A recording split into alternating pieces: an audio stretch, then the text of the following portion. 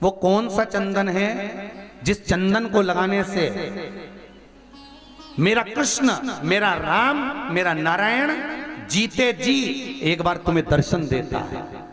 कौन सा चंदन? बोलो, जम के बोलो। गोपी चंदन।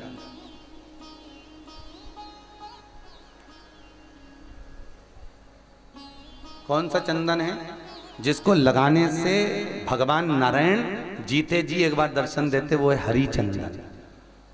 कौन सा चंदन है? जम के बोलो जरा। हरि चंदन। हरि चंदन कैसे बनाया जाता है?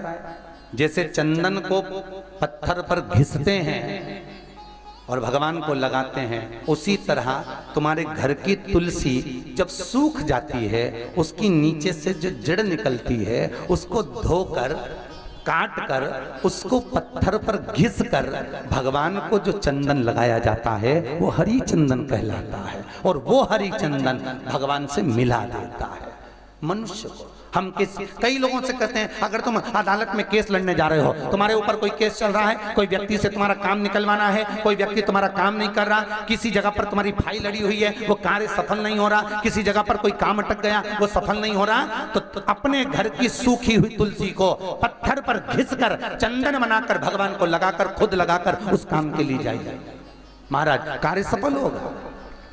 कितना सुंदर लिखा है गर्ग संहिता में, स्कंद पुराण में, कि आप कोई बड़े एग्जाम में बैठ रहे हो, पास नहीं हो रहे, सीए की परीक्षा दे रहे हो, कोई बड़ी परीक्षा दे रहे हो, नहीं हो रहा है, तो तुलसी की एक पतली सी लकड़ी लो, उस लकड़ी सूखी हुई तुलसा की लकड़ी, सूखी तुलसा की लकड़ी लो, उसको घी में भिगो के एक दिए के अंदर रख दो, उसमें घी भर दो और उस लकड़ी में आग लगा दो, जैसे दिया लगाते हो, उसका दीप जलाकर भगवान के सामने दिया लगाकर, उस लकड़ी का दिया लगाकर फिर काम के लिए परीक्षा में जाकर बैठो, कभी फेल नहीं हो सकते, और उत्तीर्ण ही हो, कभी फेल नहीं हो सकते। वो हरि दीप है, वो हरि चंदन है, भगवान के मिलन का बिंदु है, भगवान की प्रियता ही उसमें, प्रियता।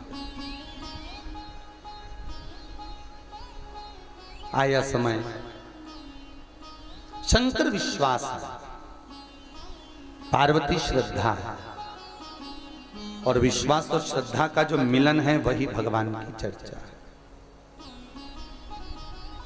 वही भगवान चर्चा।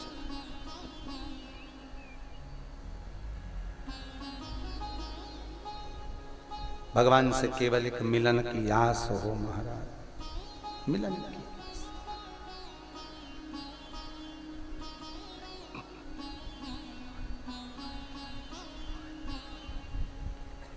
और जब परमात्मा से मिलन की आस बढ़ जाए,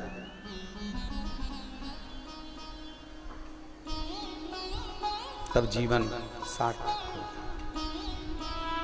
कौन सा चंदन है जिससे भगवान मिलता है? जम के बोलो, हरि चंदन। पार लगाने वाला, सुख का अनुभव कराने वाला।